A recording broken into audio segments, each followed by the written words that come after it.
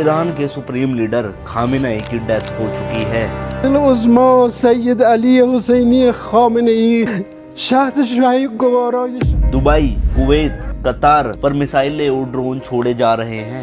Iran और Israel के बीच की टेंशन अब एक फुल फ्लैज वॉर बन चुकी है। लेकिन सवाल है, ऐसा हो क्यों रहा है? मैं आपको सिंपल वे में बताता हूँ। इसराइल का मेन कंसर्न है सर्वाइवल। देखो, इसराइल मानता है कि अगर ईरान न्यूक्लियर वेपन बना लेता है तो वो काफी ज्यादा स्ट्रोंग हो जाएगा और इसराइल के लिए एक थ्रेट बन जाएगा। और पहले से ही ईरान के कुछ पॉलिटिकल लीडर्स ने इसराइल के खिलाफ स्ट्रोंग स्टेटमेंट्स दिए हैं, इसलिए इसराइल रिस्क नहीं लेना चाहता। उनकी स्ट्रेटजी ये है कि ईरान को न्यूक्लियर बॉम्ब बनाने से पहले ही उनके न्यूक्लियर और मिलिट्री बेस को डिस्ट्रॉय कर दो। और यूएस से इसराइल का एक बड़ा सपोर्टर है। यूएस और इसराइल का कहना है कि उन्होंने खामेनेई को टारगेट इसलिए किया क्योंकि वो 36 सालों से ईरान का सबसे पावरफुल डिक्टेटर था, जो कि ईरान की मिलिट्री और न्यूक्लियर पावर प्लांट का ओरिजिनल मास्टरमाइंड था। और इन सब के बीच ईरान का कहना है कि इंटरनेशनल रूल्स के हिसाब से उन्हें न्यूक्लियर एनर्जी यूज करने का राइट है, लेकिन सिर्फ पीसफुल यूज के लिए। ईरान का इशू सिर्फ न्यूक्लियर साइट पे अटैक नहीं है।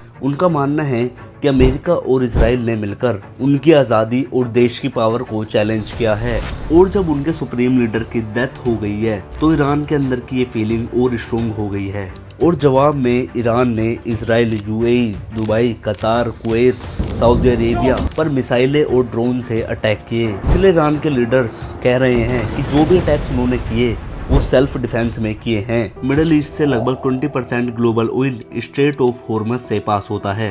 अगर ईरान वहां पे भी हमला करता है तो ऑयल के प्राइसेस ऊपर जाएंगे। और इंडिया अपना मेजॉरिटी क्रूड इंपोर्ट करता है, वो डायरेक्ट हिट फील करेगा। अभी सिचुएशन एक्सट्रीमली टेंस है, लेकिन न्यूक्लियर एरा में country full global war avoid करने की कोशिश करती है, जैसा कि अमेरिका, चाइना, रशिया वगैरह भी कर रहा है।